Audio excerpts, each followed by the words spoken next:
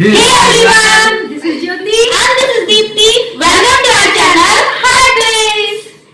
Guys, आज है Sunday और हम सब ने एक्चुअली प्लान किया था बाहर जाने का, लेकिन गाइस आज हमारी जो मम्मी है इन्होंने बना दिया राजमा चावल और हम सब जो सोए हैं पढ़ के।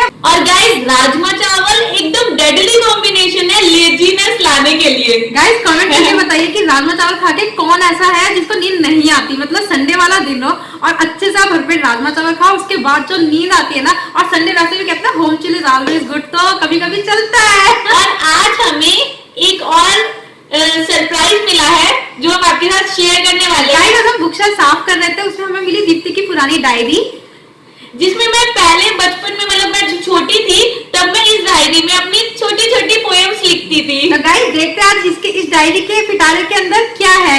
तो बिफोर वी स्टार्ट सबसे पहले लेते हैं थोड़ी सी एनर्जी। तो सबसे पहले करते हैं cheers. Cheers cheers to you guys. Cheers. गर्मी का मौसम है, मैंगो शेक। सो गाइस देखते हैं दीप्ति की डायरी के अंदर से क्या निकलता है, पोएम्स के कितने पिटारे हैं इसमें। तो स्टार्ट करते हैं फिर। चलो, कितने सालों बाद मैं ये डायरी ओपन कर रही हूँ। जब दीप्ति बहुत छोटी थी, मेरे ख्याल से 4 या 5 साल की थी, वो तब से पोएम बना रही है और बहुत अप्रिशिएशन ले रही है सबकी। चलिए तो मैं स्टार्ट करती हूँ। जो मेरी सबसे पहली पोएम थी जब मैं बहुत छोटी होंगी, मतलब 4-5 इयर्स की होंगी, तो मैंने सिर्फ 4 लाइन्स लिखी थी। तो वो लाइन्स कुछ ऐसी थी कि पेड़ों में फल है, फूलों में दम है, आदमी में दम है और दुनिया में हम है। और इसकी मेमोरी याद होगी पापा आपको भी, हम रात में छत पर अपने घूम रहे थे, छोटे छोटे थे, तो हम पेड़ देख रहे थे, आसपास पेड़ थे, तो मैंने उसी को ही मतलब एनालाइज किया कि क्या बचपन से ना बहुत सारी चीजें ऑब्जर्व करती थी और इसकी ना राइमिंग क्या था ना, वो बचपन से इसका पता नहीं कैसे बन जाती है और बस उसको इसने कविता, पापा तो है ही पोएट और हमारे घर में एक और कवित्री आ गई है, तो मम्मी और मेरा काम क्या होता है, रात में पापा कोई पोएम बनाएंगे तो मम्मी को लगाता है, मेरी पोएम सुना तो ये कोई बनाती है तो मेरे को सुननी पड़ती है।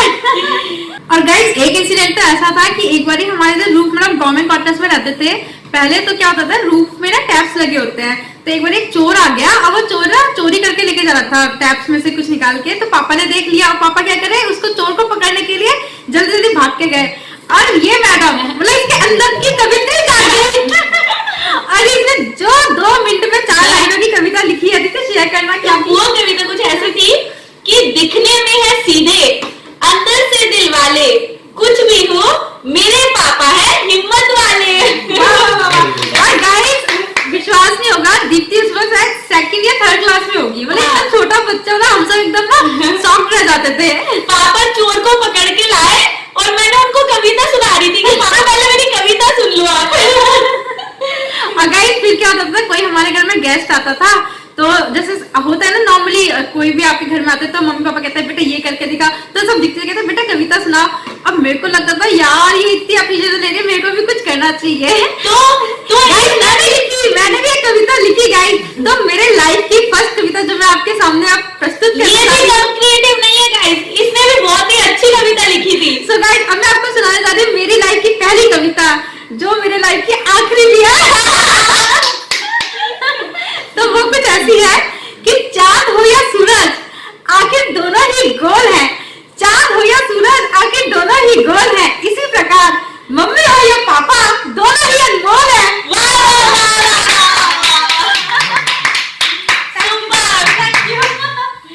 बहुत बढ़िया।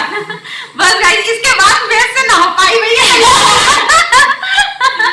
तो गाइस मेरी कविता के बाद मैं चाहूंगी मेरी मम्मी भी कुछ लाए, और मैं हम दोनों कवित्री तो नहीं है लेकिन आज ट्राई जरूर कर सकते हैं। मम्मी सुनना चाहेंगे मम्मी की कुछ भी सुनाओ, कुछ भी आप अपना 4 लाइनें सुनाओ। चलो नहीं है खुशबू जिसमें कौन उस गुल को चाहेगा, गुल हो इंसान में अगर हर कोई उसे अपनाएगा।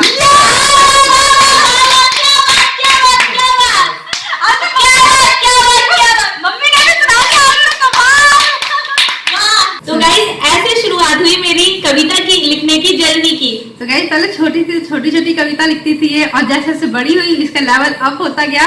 तो एक दो इंसिडेंट ऐसे थे गाइस कि जैसे ऑब्वियसली छोटे बच्चे सब शैतानियां करते हैं, हम दोनों भी बहुत मस्ती करते थे एक दूसरे को, कभी मतलब एक बहुत प्यार भी करते थे, बहुत लड़ाई भी करते थे। तो एक बार ऐसे मम्मी पापा जैसे कुछ कह दिया, जरा सा डांट दिया, तो मैं तो इससे दूर हो जाती थी कि नहीं अब मेरे को तेरे से बात नहीं करनी है, नहीं तो मम्मी पापा फिर डांट पड़ेगी, और ये लिख देती थी कविता। मैं उसमें भी कविता लिखती थी। फिर पापा मम्मी का गुस्सा हो जाता था, थोड़ा शांत हो जाता था, और फिर मैं कहती चल अच्छा हुआ मतलब डांट से बचे। और डांट के बदले मैं उनको देती थी कविता। तो वो कविता जो इसने लिखी थी वो कुछ ऐसी थी। तो कविता का जो टाइटल था वो मैंने दिया था मम्मी की मार और पापा का प्यार। तो कविता थी कि सही राह दिखाए सबको, गलती से बचाए सबको, जीवन में मिले कभी न हार, हितकर होती मम्मी की मार, और गलती से सबक सिखाने को, मेहनत का पथ अपनाने को, दृढ़ निश्चय का करे सत्कार, बने प्रेरणा पापा का प्यार। तो ये वो कविता थी जो मैंने मार खाने के बाद लिखी थी। अच्छा, और एक इंसिडेंट गाइस ऐसा होता था कि डेली हम क्या करते थे, जब स्कूल जाते थे नाना को अपने कॉल करते थे और गुड मॉर्निंग करते थे। अब वो गुड मॉर्निंग का सिलसिला ऐसा चला कि हम इवनिंग में आते थे, नाना को कॉल करा उस वक्त गुड मॉर्निंग, रात में हम नानी जी से बात कर रहे हैं या अपने फैमिली मेंबर कजिन से बात करें तो गुड मॉर्निंग। तो हमारी एक कविता बन गई गुड मॉर्निंग के ऊपर। और वो जो हमारा पैटर्न था गुड मॉर्निंग बोलने का, वो आज भी जारी है। गाइस हम आज ही अपने नाना जी को कॉल करते हैं या किसी भी फैमिली मेंबर को, हेलो हाँ गुड मॉर्निंग नाना जी, इवन वो गुड नाइट रात हो रही होती है, गुड मॉर्निंग नाना जी, ये वो। तो ये कविता मैंने लिखी थी कि रोज सवेरे फोन मिलाकर, दिल्ली की घंटी बजाकर, नाना से गुड मॉर्निंग कर कर हंसते और हंसाते, फोन पे गप्पे उड़ाकर जल्दी से स्कूल को जाते, शाम को नाना फोन मिलाते, गुड मॉर्निंग कर हमें हंसाते, कहते पढ़ो और पढ़ाओ, स्कूल की परीक्षाओं में अव्वल आओ। Thank you. तो उस टाइम पे हम स्कूल टाइम पे ये लिखी थी जब हम स्कूल जाते थे, छोटे छोटे थे। तो गाइस बचपन में सभी बच्चों के साथ होता है, मम्मा बोलती है खाना खा लो तभी बड़े होगे। तो जब मैं छोटी थी तो मेरे को लगता है खाना खा के बड़े होंगे, मेरे को तो अच्छा भी नहीं लगता था खाना, कुछ डिशेस अच्छी नहीं लगती थी, तो मैं तब भी कविता बनाती थी, मैंने 4 लाइनें बनाई थी। तो गाइस उस वक्त ये बहुत छोटी थी, लाइक फर्स्ट या सेकंड में रहेगी, फर्स्ट या सेकंड स्टैंडर्ड। हाँ, तो मैंने उस टाइम पे कविता लिखी थी कि जो खाना खाएगा वही बढ़ जाएगा, उम्र के हिसाब से उखड़ जाएगा। अगर लिटरली तुमने कविता सुनाई ना, सोफे से गिर के हंसे थे। तो बहुत फनी इंसिडेंट मुझे आंसू आ रहे थे बहुत। हंसी के मारे आंखों में आंसू आ गया हमारे। अब मम्मी आप भी कोई मेमोरी बताओ। जब मैं तुम्हें खाना खिलाती थी तो तुम कविता सुनाने लगती थी। हाँ गाइस, मतलब मम्मी ना हर बार क्या होता था, मैं कहती थी खाओगा और तुम बस सुनाओ जो तुमने सुनाई थी कविता। चलो ठीक है, मम्मी की भी फरमाइश पूरी करते हैं। तो जब मम्मी क्या है ना खाना बनाने के हमेशा किचन में रहती थी, तो मैंने इसी पे एक कविता लिख दी थी कि मम्मी मेरी किचन में रहती, बाहर न निकलने पाए, और बाहर निकले तो कुछ लेकर ही आए। सो गाइस ऐसे ही दीप्ति का लेवल धीरे धीरे अप होता चला गया, और इसकी जो पोएम की जर्नी है वो ऐसे ही चलती चली गई। धीरे धीरे इम्प्रूवमेंट होता रहा, मेरे को थोड़ा समझ में आने लगा कि कैसे कैसे राइमिंग करते हैं और डीप थॉट्स को कैसे वर्ड्स में कन्वर्ट करते हैं। और सबसे पहले मैं बताना चाहूंगी जो मेरी पोएम लिखने की इंस्पिरेशन है वो है मेरे पापा, जिनकी वजह से मेरे अंदर ये टैलेंट आया है। और वही मेरे मेंटोर भी है, वो मुझे बताते हैं जहाँ पे मेरी मिस्टेक्स होते हैं, इम्प्रूव करना होता है। तो इम्प्रूवमेंट कैसे हुआ ये मैं आपको भी बताती हूँ। जो मेरी थोड़ी सी अच्छी कविता थी, इससे बेटर होती रही, वो थी मेरी कविता घर। तो मैं सुनाती हूँ। हो गए 6th या 7th स्टैंडर्ड में? वो 6th 7th स्टैंडर्ड में थी। तो वो कुछ ऐसी थी कि दरवाजों से दीवारों से घर बनता है घर वालों से, घर कच्चे हो या पक्के हो, दिल लेकिन सबके सच्चे हो, घर में मिलकर रहे सभी, बूढ़े हो या बच्चे हो, सुखी तभी रह पाएंगे जब कर्म सभी के अच्छे हो। Thank you. तो ये मेरी 6th या 7th क्लास में लिखी हुई कविता थी, और उसके बाद धीरे धीरे मैं लिखती गई। और अब जो मैं अब गाइस इसकी एक ये छोटी सी जो छोटी कविता से पहुंच गई मैं बड़ी डायरी पे। अब इसमें मैं थोड़ी सी बड़ी बड़ी कविताएं लिखने लग गई थी और अब मैं बाइलिंगुअल कविता भी लिखने लग गई थी, मतलब कि मैं इंग्लिश लैंग्वेज में भी कविता लिखने लग गई थी। धीरे धीरे ये जर्नी बढ़ती गई और मैं काफी कॉम्पिटिशन्स में, पोइट्री कॉम्पिटिशन्स में पार्टिसिपेट करने लगी और मैंने कई बुक्स में अपना पोएम्स को पब्लिश करवाया एज ए को-ऑथर। जी, जैसे कि आप देख सकते हैं द रिवाइवल करके बुक है, अमेज़न पे अवेलेबल है ये बुक। और गाइस मैंने नेशनल टेलीविजन पर भी अपनी पोएम रिसाइट की थी। तो गाइस अब हम चाहते हैं कि दीप्ति अपनी लेटेस्ट पोएम में से कुछ पंक्तियां हमको सुनाए। चलिए ठीक है, तो मेरी बहन की एक पोएम बहुत फेवरेट है। बिल्कुल guys, this is my favourite और मैं चाहूंगी बिल्कुल, और उस पोएम का नेम है परख। तो इसकी मैं कुछ पंक्ति आपको सुनाती हूँ कि अपना बनकर कुछ लोग हर घड़ी दगा दे जाते हैं, बिना गलती के हमें वो कड़ी सजा दे जाते हैं, बातों में फंसाकर अपनी भरोसा जीत ले जाते हैं, लूट कर सादगी हमारी खुद मजा ले जाते हैं, जख्म दिल में बहुत हमारे फिर भी लब मुस्कुराते हैं, घनघोर अंधेरी रातों में क्या खूब चमकता तारा है, लाख ठोकरें खाकर भी उठकर चलना काम हमारा है, लाख ठोकरें खाकर भी उठकर चलना काम हमारा है। धन्यवाद। गाइस ये कविता, ये सिर्फ एक पैरा है, अदरवाइज ये कविता बहुत बड़ी है और अगर आपको ये पूरी कविता चाहिए तो लिंक हमने डिस्क्रिप्शन पे दे रखा है। मेरे दूसरे चैनल पे जो सीक्रेट पोएटेस दीप्ति के नाम से है, तो आप उसको जरूर देखिए।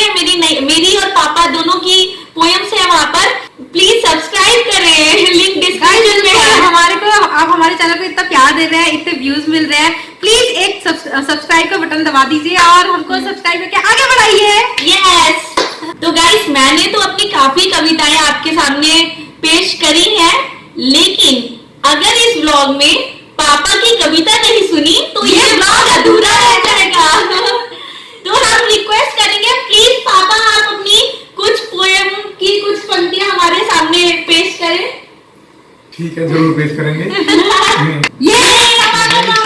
अभी आपने दीप्ति की काव्य यात्रा का विस्तार से वर्णन सुना और अब मैं अपनी कविता के मध्य से दो पैरे प्रस्तुत कर रहा हूं कि घर का सारा काम कराकर घर के बाहर जाता है, खून पसीना बहा बहा कर नोट कमा कर लाता है, मन चाहे बाजारों में बीबी को सैर कराता है, दर्द हो जब भी पैरों में पत्नी के पैर दबाता है, और बाहर से मालिक पत्नी का अंदर से नौकर होता है, वही पति इस कलयुग में आता है।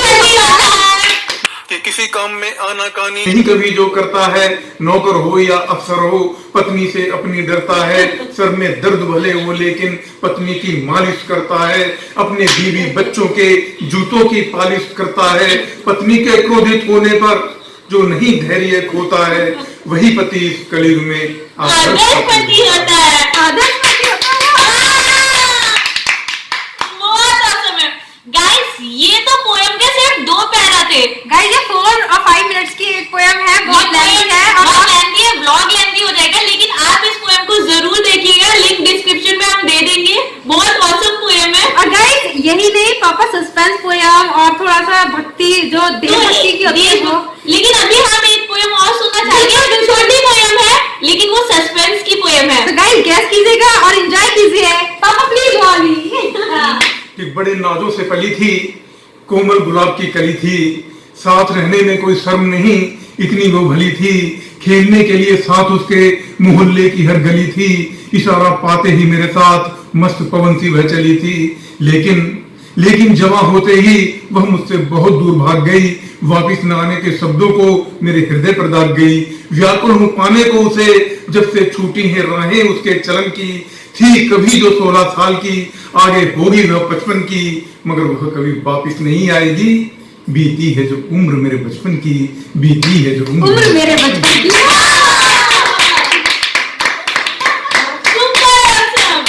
So guys, पापा की ऐसी ही कविता सुनने के लिए प्लीज हमने लिंक डिस्क्रिप्शन पे दे रखा है, आप वहां जाइए, हमारे चैनल को देखिए, सब्सक्राइब कीजिए, प्यार दीजिए। और गाइस सीरियसली मतलब आई स्वेयर, अगर आप जाएंगे कविताएं सुनेंगे, आपको मतलब हर एक लेवल की, बच्चों से लेके हर उम्र के लोग इसको एंजॉय कर सकते हैं। बहुत ऑसम और अमेजिंग कविताएं आपको मिलेंगी। गाइस संडे का बेस्ट यूज है कि आप अपने फैमिली के साथ हो और अपनी पुरानी मेमोरी शेयर करें। तो बिल्कुल गाइस, और गाइस होप कि आपको आज का ब्लॉग अच्छा लगा, और अगर आपको आज का ब्लॉग अच्छा लगा तो आपको करना क्या है? Do like, share, subscribe